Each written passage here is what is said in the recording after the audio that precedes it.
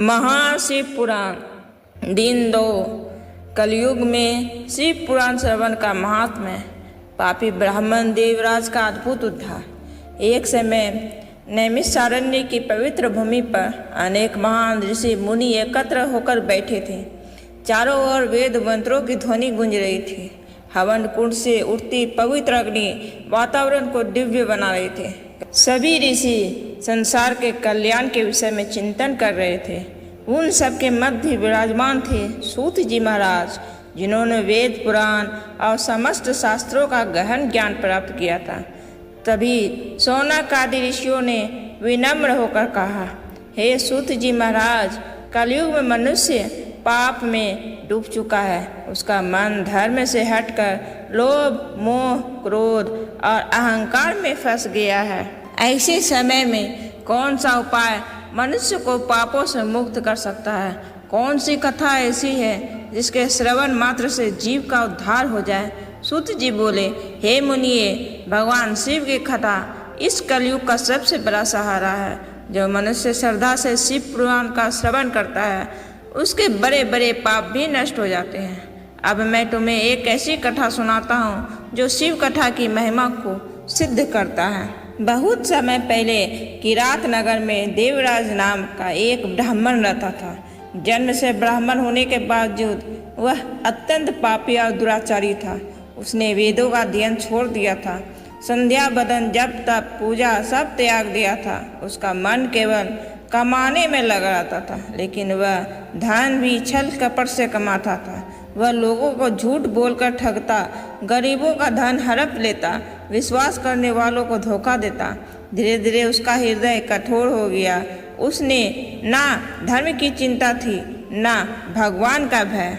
वह सोचता, धन ही संसार की सबसे बड़ी शक्ति है। समय बीतता गया। देवराज शराब, जुआ और पापों में पूरी तरह डूब गया। उसके घर में कभी भगवान का नाम ही नहीं लिया जाता था। ना दीप जलता था, ना पूजा होती थी। उसका जीवन अंधकार से भर चुका था। एक दिन भाग्य बदला। एक दिन देवराज किसी दूसरे नगर की ओर जा रहा था। रास्ते में घना जंगल पड़ा। चलते चलते अचानक उसे तेज ज्वर हो गया। उसका शरीर कांपने लगा। वह दर्द से तड़प उठा। संध्या होने लगी थी। चारों ओर अंधेरा फैल रहा था। तभी दूर उसे एक मंदिर दिखाई दिया। वह भगवान शिव का प्राचीन मंदिर था। मंदिर के भीतर दीपक जल रहे थे। घंटियों की मधुर ध्वनि गूंज रही थी और संत शिव पुराण की कथा सुना रहे थे।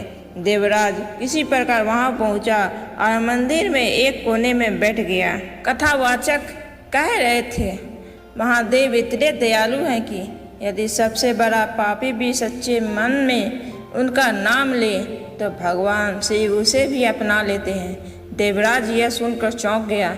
वह सोचने लगा, क्या मेरे जैसे पापी का भी उद्धार हो सकता है? उस दिन पहली बार उसने ध्यान से कथा सुनी। कथा के बाद धीरे धीरे उसके हृदय में उतरने लगे। उसे अपने पाप याद आने लगे।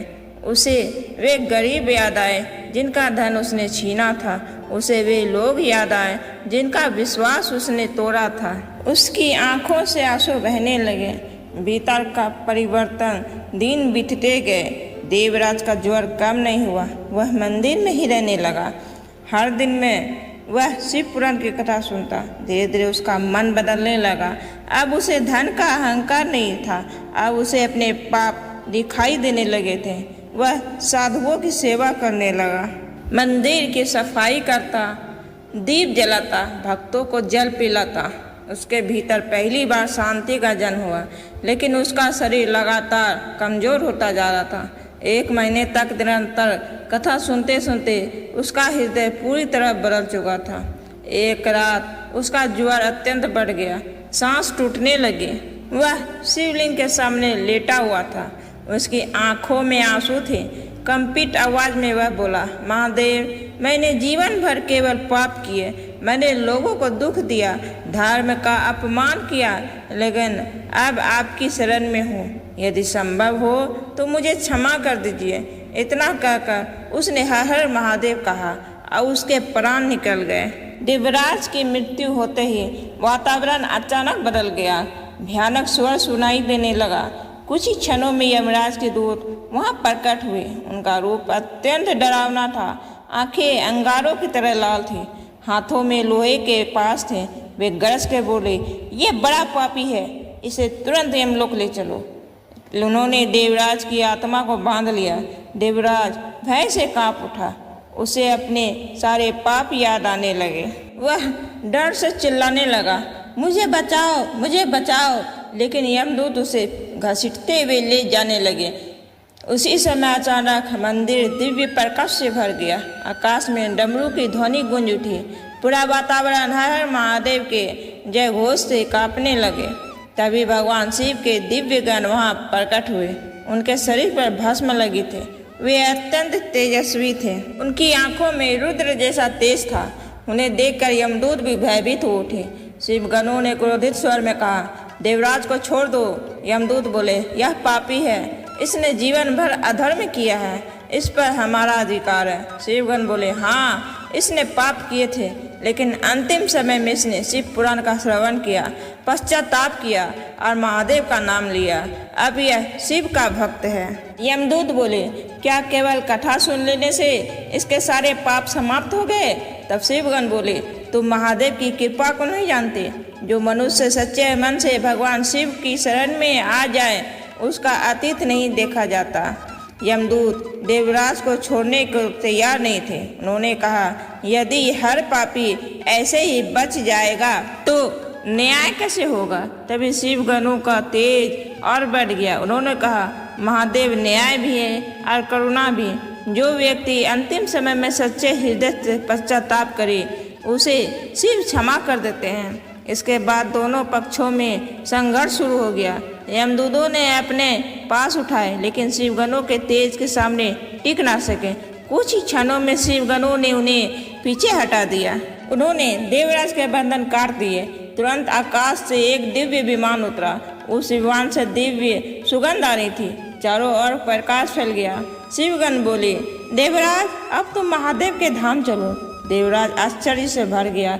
उसकी आंखों से आंसू बहने लगे। वह बोला, मैं इतना बड़ा पापी हूँ और मुझे शिवलोक। शिवगण मुस्कुराए। यही महादेव की महिमा है। जब यमदूत खाली हाथ यमलोक पहुँचे, वहाँ भारी हलचल मच गई। धर्मराज यम ने पूछा, क्या हुआ? यमदूतों ने पूरा वृत्तांत सुनाया। धर्मराज कुछ क्षण शांत रहे, फिर उन्होंने अपनी दिव्य दृष्टि से सब देखा। उन्होंने देखा कि देवराज ने सचमुच अंतिम समय में पश्चाताप किया था और शिव पुराण का श्रवण किया था। धर्मराज बोले, भगवान शिव की महिमा अपरंपार है। जो उनके नाम का स्मरण करता है, वह भी पवित्र हो जाता है। उधर दिव्य विमान आकाश में खड़ा था। देवराज नीचे पृथ्वी की ओर देख रहा था, जो अपना पुराना जीवन याद आने लगा। रोते हुए बोला, हे महादेव, मैंने आपको कभी याद नहीं किया, फिर भी आपने मुझे अपना लिया। शिवगण बोले, महादेव दया के सागर हैं। वे पाप नहीं देखते, वे हृदय देखते हैं। कुछ समय बाद विमान कैलाश पहुंचा। वहाँ का दृश्य अद्भुत था। चारों ओर हिम से ढके पर्वत चमक रहे थे। गंधर्व भगवान शिव का गुणगान कर रहे थे। सिद्ध और योगी ध्यान में लीन थे। पूरा वातावरण ओम नमः शिवाय से गूंज रहा था। देवराज की आंखों से आंसू बहने लगे। फिर उसने भगवान शिव और माता पार्वती के दिव्य दर्शन किए। भगवान शिव शांत मुद्रा में विराजमान थे। उनके मुख पर करुणा थी। देवराज उनके चरणों में गिर पड़े। वह रोते हुए बोला, प्रभु, मैं इस कृपा के योग्य नहीं था। भगवान शिव मुस्कुराए। उन्होंने कहा, देवराज, इस संसार में कोई भी इतना पापी नहीं कि मेरी कृपा उसे बदल ना सके। जो सच्चे मन से पश्चाताप करता है, मैं उसे कभी त्यागता नहीं। यह सुनकर देवराज भी आत्मा का आनंद से भर गई। सूत जी बोले, हे मुनिये, यही कारण है कि कलयुग में शिव पुराण की कथा अत्यंत महान मानी गई है। जो मनुष्य श्रद्धा से भगवान शिव की कथा सुनता है, उसके भीतर परिवर्तन अवश्य आता है। धन, अहंकार, पाप मनुष्य को कुछ समय के लिए सुख दे सकता है, लेकिन सच्ची शांति केवल भगवान की भक्ति में है। यदि एक पापी देवराज का उद्धार हो सकता है, जो व्यक्ति सच्चे मन से भगवान को पुकारे, उसका उद्धार क्यों नहीं होगा? इसलिए जीवन में चाहे कितनी भी गलतियां हुई हो, महादेव का द्वार कभी बंद नहीं होता। जो टूटकर महादेव का देता है, उसे महादेव उसे संभाल लेते हैं। हर महादेव, जय भोले, जय शिव शंकर।